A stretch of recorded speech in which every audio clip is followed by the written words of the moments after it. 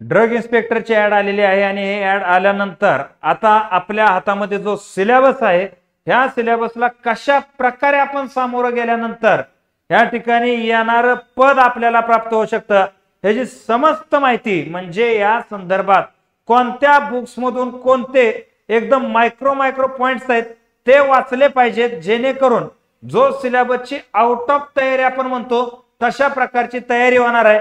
आणि म्हणून हा जो व्हिडिओ आहे अत्यंत लक्षपूर्वक बघा, शेवटपर्यंत बघा आणि या प्रत्येक विद्यार्थ्यापर्यंत हा व्हिडिओ शेअर करा। सगळी माहिती तुम्हाला मी आजच्या सेशन मध्ये देतो, इतर लेक्चर बघण्याची सुद्धा आवश्यकता ठेवणार नाही। तर बघा ही जी पोस्ट आहे 109 जागेची आहे ड्रग इन्स्पेक्टर आणि 109 जागेसाठी या ठिकाणी आपण पाहतो की किती अर्ज येऊ शकतात। हा तुमच्यासाठी पहिला पडलेला सगळ्यात मोठा प्रश्न आहे। तर एक तुम्हाला सांगतो 1,20,000 ते 30,000च्या आसपास हे अर्ज येऊ शकतात। आता याच्या पलीकडे अजून एक गोष्ट सांगतो, आपण ही बॅच चालवतोय, सगळे दुनियादारी करतोय, तर यामध्ये 80% विद्यार्थी हे सिरियस विद्यार्थी नाहीत। म्हणजे कॉम्पिटिशनचा विचार केला तर कॉम्पिटिशन तुम्हाला मर्यादित आहे। आता यामध्ये जो सिलेबस आहे हा सिलेबस राहणार का, यामध्ये चेंज होणार, हा एक तुमच्या पुढे मोठा क्वेश्चन आहे। परंतु जो परीक्षेचा प्लॅनिंग आला जानेवारी 2025 मध्ये, त्यामध्ये जसं सांगितलं की हा सिलेबसचा जो आयोगाच्या साइटवर आहे त्यानुसार एक्झाम होणार आहे। म्हणजे आपल्यासाठी हा सिलेबस असणार आहे। 100 प्रश्न, 200 गुण, 1 तास वेळ असे परीक्षेचं फॉर्मॅट आहे। आणि प्रत्येक पॉइंट साठी नेमकं काय काय वाचलं पाहिजे हे आपण पाहणार आहोत। त्याच्या अगोदर एक मुद्दा सांगतो, जे पॉइंट तुम्हाला प्रत्येक बुक्स मधून आपण म्हणजे तज्ञ लोक इथं सांगणार आहेत तेच पॉइंट धरून लेक्चर आणि नोट्स विथ मॉक टेस्ट ही समस्त बॅच आपली ड्रग इन्स्पेक्टरची सुरू झालेली आहे।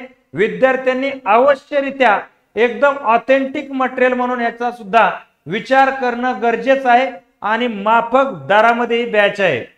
बघा टप्प्याटप्प्यानं जर आपण पाहायचं झालं तर यामध्ये असा विषय आहे की पॉइंट नंबर 1 ज्यामध्ये आपण फिजिओलॉजीचा भाग पाहतो। आता यामध्ये एकंदरीत जर सिलेबस आपण पाहायचा झाला तर हा घटक किती मार्काला येईल, कोणता घटक किती मार्काला आहे ते सुद्धा शेवटी तुम्हाला मी सांगतो। आता या फिजिओलॉजी मध्ये जर आपण पाहायचं झालं तर ब्लड रिलेटेड ज्या सगळ्या संकल्पना आहेत त्या संदर्भात आहे की ब्लड एलिमेंट्स असेल, कोएग्युलेशन ऑफ ब्लड असेल, ब्लड ग्रुप्स असतील, ब्लड कंपोनेंट्स असतील। तर या सगळ्यासाठी तुमच्या समोर 2 स्टडी मटेरियल मी सांगितलेले आहेत। आता हे ह्यूमन एनाटॉमी आणि फिजिओलॉजीचा जे मुर्गेजचं पुस्तक आहे हे पण आहे आणि हिस्ट्री ऑफ फिजिओलॉजी ज्यामध्ये RK मारिया अशा प्रकारचं हे पुस्तक आहे। आता यापैकी नेमकं वाचलं कोणतं पाहिजे, तर लक्षात घ्या यामध्ये काय खूप कंटेंट आहे, पूर्ण फिजिओलॉजी आहे, एनाटॉमी आहे, म्हणजे काय छोटा मोठा विषय नाही। फक्त आपल्याला हेच पॉइंट आहे असे टाकलेले, हेच पॉइंट म्हणजे या पुस्तकातून एक साधारणतः तुम्ही पाहिलं तर 13-14 पेजेस मध्ये हे सगळे पॉइंट कव्हर केलेले। आता हेच पुस्तक तुम्ही तिथं वाचावं हे मी तुम्हाला का सांगतो, म्हणजे ह्याच्या तुलनेत हेच वाचावं का, तर याचं कारण तुम्हाला पुढे लक्षात येईल का हेच का असावं। दोन्ही पैकी एकच घ्या, हे पण चांगलं आहे, हे तर एकदम आपण पाहतो ब्रँड आहे त्यात काय मुद्दा नाही, परंतु आपल्या परीक्षेसाठी हे सफिशियंट आहे एवढं मी मात्र तुम्हाला नक्की इथं सांगतो। आणि एवढाच पॉइंट या पुस्तकातून घ्यायचा आहे, बाकी पूर्ण पुस्तक हे वाचायची गरज नाही, लक्षात घ्या। आता या समस्त फिजिओलॉजी राहील, त्यामध्ये हार्ट पासून ब्रेन पर्यंत A to Z सगळ्या गोष्टी राहतील, बरोबर आहे। सगळ्याची आपल्याला गरज आहे का, नाही, फक्त आपल्याला यातलं ब्लड करायचं। नेक्स्ट पॉइंट ज्यामध्ये आपण पॅथोफिजिओलॉजी म्हणतो त्यामध्ये जे महत्वाचे डिसीज आहेत जसं सेक्शुअल ट्रान्समिट डिसीज मध्ये जे इतर डिसीज येतात हे आता एड्स सुद्धा सेक्शुअल ट्रान्समिट डिसीज आहे। आता यामध्ये ना एवढेच पॉइंट हे जे आपण पाहतो तुमच्या समोर हर्ष मोहनचं पुस्तक आहे यातून वाचायचं, त्यामध्ये पॉइंट नुसार दिलेलं आहे। सेक्शुअल ट्रान्समिट डिसीज त्यामधले डिसीजचे आपण पाहतो 4-5 टाइप आहेत ते, त्यानंतर एड्स स्वतंत्र चॅप्टर आहे, हायपर सेन्सिटिव्हिटी स्वतंत्र आहे, HBSC जे स्वतंत्र आहे, त्यानुसार एवढेच पॉइंट यातून वाचायचे आणि हे पॉइंट सुद्धा 15-16 पेजच्या वर यामध्ये नाहीत. तेवढेच पॉइंट घ्यायचे, तेवढेच वाचायचे. बाकी एक्स्ट्रा तुम्ही ह्या पॉइंटसाठी डोकं लावण्याची गरज नाही. बुकचे पुस्तकाचे फोटो मी का समोर ठेवलेले आहेत का तर या माध्यमातून तुमच्या लक्षात येऊन जाईल की बाबा या फोटो समोर असेल तर तुम्हाला लक्षात येईल की नेमकं कोणतं पुस्तक परचेस केलं पाहिजे. का तर एका ऑथरचे एक दोन बुक्स येतात, मग आपण कन्फ्युज होतो. आता आपला विषय फार्मेकोलॉजी आणि टॉक्सिकोलॉजी. आता फार्मेकोलॉजी आणि टॉक्सिकोलॉजी या संदर्भात जर आपण पाहायचं झालं तर इथं साधं सुधं पुस्तक आहे, डॉक्टर A.V. यादव आहेच आहे. त्याच्याबरोबर आपण पाहतो फार्मसीमध्ये सगळ्यात म्हणजे आपण ज्याला फार्मसीची भगवद्गीता म्हटल्यागत ज्या पुस्तकाला म्हटलेलं आहे जे की के.डी. त्रिपाठी. दोन्हीपैकी कोणतंही बुक तुम्ही घ्या, कोणतंही घ्या, यामध्ये काही शंका नाही. फक्त ह्याची लँग्वेज सहजरित्या तुमच्या लक्षात येते. ह्याची लँग्वेज लक्षात यायला एवढं काय मोठं रॉकेट सायन्स नाही. पॉइंट हे टिक करायचे, इंडेक्स मध्ये टिक करायचे, एवढेच पॉइंट आणि एवढेच पॉइंट यातून वाचायचे आहेत. लक्षात येतं का? म्हणजे इतर पॉइंटची काही गरज असणार नाही. तदनंतर पुढचा जो विषय आहे तो विषय घ्या मायक्रोबायोलॉजी. आता मायक्रोबायोलॉजी मध्ये जर आपण पाहायचं झालं तर इथं बॅचचा पोस्टर आपण टाकलेलं आणि इथं आपण पाहतो निराली प्रकाशनचा हे जयश्री माहोरे आणि शिल्पा चौधरी यांचं हे पुस्तक टाकलेलं आहे फार्मास्युटिकल मायक्रोबायोलॉजी. आता मुद्दा काय बघा, इथं पोस्टर टाकला. इथं आता इतर प्रत्येक पॉइंट ठिकाणी मी पोस्टर टाकू शकतो आपल्या अकॅडमीचा, पण इथं आवर्जून का टाकला तर इथं टाकण्याचं कारण असं आहे की हे जे पॉइंट आहेत एकदम प्रॉपर आपण म्हणतो ज्याला आयसोलेट करून आपण खूप चांगल्या प्रकारे इथं कव्हर केलेले आहेत. त्या मानाने इथं शोधायला तुम्हाला ते थोडस जड जाणार आहे. इथं शोधायला जड जाणार आहे किंवा महाराष्ट्रामध्ये कुठेही शोधायला जड जाणार आहे. म्हणजे विषय काय कुठल्या बुक्स मध्ये तसंच होणार आहे का तर आता जे मी बुक्स दाखवतोय हे सगळे जर विकत घेतली 8-10 हजार रुपये तुम्हाला पुरणार नाहीत. त्याच्यापेक्षा 50% मध्ये हे बॅच पुस्तकं आणि ह्यातूनच काढलेल्या नोट्स आणि तज्ञ लोकांचे मार्गदर्शन. म्हणजे या मायक्रोबायोलॉजीसाठी तर मी सांगेन क्लासच्या ज्या काही नोट्स आहेत त्या एकदम बेटर राहतील. इथं शोधायला अडचण येईल आणि बाकी कुठेही त्या तुम्हाला शोधायला मायक्रोबायोलॉजीला अडचण येईल. हा भले आता याच्यावर एक साधारणतः 6 ते 7 प्रश्न या चॅप्टर वरती विचारण्याची शक्यता राहते. आता नेक्स्ट पॉइंट आपला बायोकेमिस्ट्री. आता बायोकेमिस्ट्री मध्ये आपण याला बायोकेमिस्ट्री म्हणू शकतो. DNA, RNA, nucleic acid components, enzyme, metabolism of protein वगैरे. तर याच्यासाठी तुम्ही हे सत्यनारायणचं पुस्तक वाचायचं आणि त्या पुस्तकातून हे एवढेच पॉइंट तुम्ही इंडेक्स मध्ये टिक करायचे, बस एवढेच वाचायचे आहे. बरोबर, एक्स्ट्रा पॉइंट वाचण्याची गरज नाही. बायोकेमिस्ट्री काय कमी नाही किंवा वाचायचं म्हणलं तर त्याला काय विषय सोपा नाही. आता जो सेकंड पॉइंट येतो ज्यामध्ये आपण मेडिकल केमिस्ट्री रिलेटेडचे मुद्दे पाहतो. आयसोमर्स वगैरे हे आहे, synthesis of antibiotic, डायझो reaction, chemistry of steroids. तर याला लय मोठं पुस्तक नाही, हे 12वीचं पुस्तक आहे बघा, टार्गेट पब्लिकेशन्स. कुठलं 12वीचं पुस्तक आहे टार्गेट पब्लिकेशनचं. एवढं पुस्तक तुम्ही याच्यासाठी करा. पुस्तक नाही, ह्या रिएक्शन यातून करा.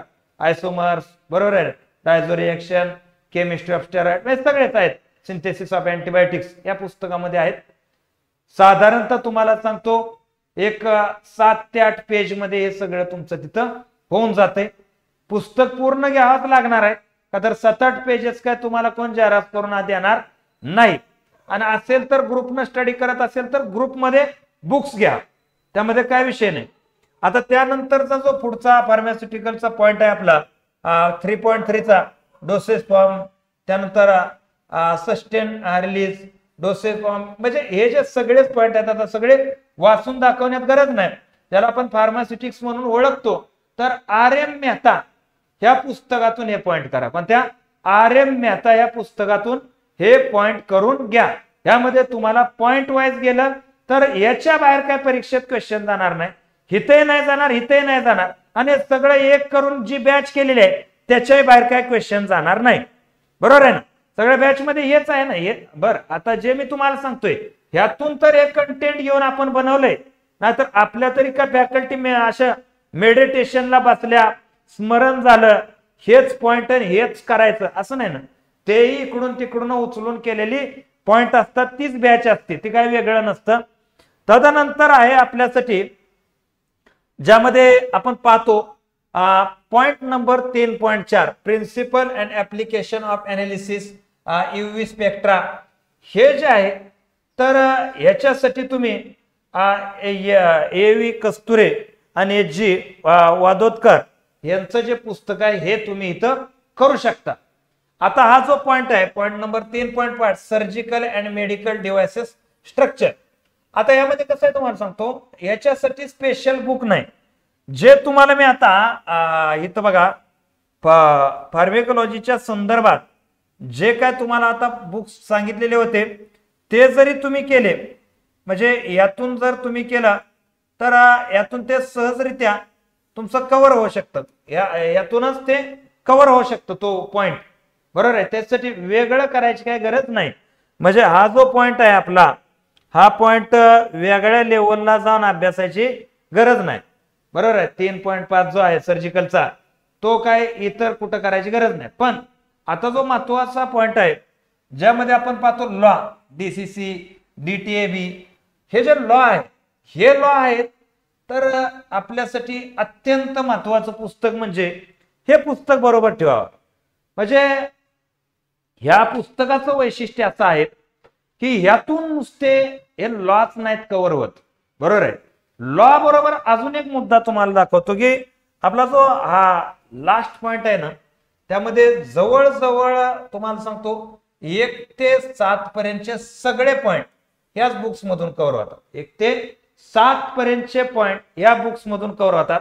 आणि जे उरलेले सगळे जे सोशल फार्मॉलॉजी आपण म्हणतो, सोशल फार्मसी ज्याला आपण म्हणतो, जसं की right to information, consumer act, world health organization, central drug laboratory, important of drug and cosmetics, त्याच्यासाठी तुम्ही हे सोशल फार्मसीचं पुस्तक घ्या. BC and BC आहेत याचे लेखक, बरोबर आहे ना. आता अशा प्रकारे तुम्ही हे स्टडी मटेरियल हे तुम्ही दोन्हीकडेही वापरू शकता, अडचण नाही. एवढी बुक्स करून तुम्ही येणाऱ्या परीक्षेमध्ये 100 प्रश्नामध्ये तुम्हाला सांगतो ह्या स्टडी मटेरियल मधून तुम्हाला नाही म्हटलं तर 85-90 प्रश्न दिसतील. आता जे लास्ट पॉइंट आहे ज्याला तुम्ही काय म्हणता या ठिकाणी इंटेलिजंट टेस्ट, याच्यावरती काय, याच्यावरती तुम्हाला सांगतो मॅक्सिमम 10 क्वेश्चनच्या वर विचारू शकत नाही, ज्याला आपण बुद्धिमापन चाचणीचे घटक म्हणतो. काय म्हणतो? बुद्धिमापन चाचणीचे घटक म्हणतो. त्याची थोडीशी प्रॅक्टिस असणं गरजेचं आहे. परंतु हे जे स्टडी मटेरियल तुम्हाला सांगण्यात आलेलं आहे ते तुम्ही कराच. आणि हे सगळे जी PPT आता बनवलेले आहे, बुकची लिस्ट वगैरे, हे प्राप्त करण्यासाठी हा आपला जो टेलिग्राम चॅनल आहे, हा टेलिग्राम चॅनल जॉईन करून ठेवा. त्याच्याबरोबर हे आपलं ऍप आहे, हे ऍप पण तुम्ही डाउनलोड करा. हा कोर्स पण तुम्ही एकदा पाहून घ्या, बघून घ्या, बघायला काय अडचण, पैसे पडणार आहेत का नाही बघून घ्या. आणि त्यानंतर नक्की विचार करा, का तर 10 वर्षातनं पद निघलेलं आहे. विनाकारण कुठली रिस्क घेण्यात पॉइंट नसतो. प्रॉपर वे न जायचं आहे.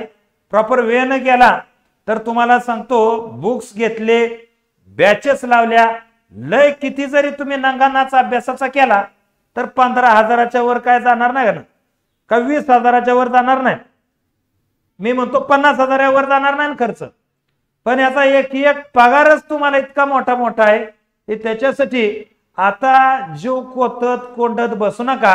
हे करू का नको, होईल का नाही, रिस्क घेऊ का नको, ती घ्यावाच लागेल, त्यात काय डाऊट नाही. येते लक्षात. तर या ठिकाणी आता आपण थांबतोय.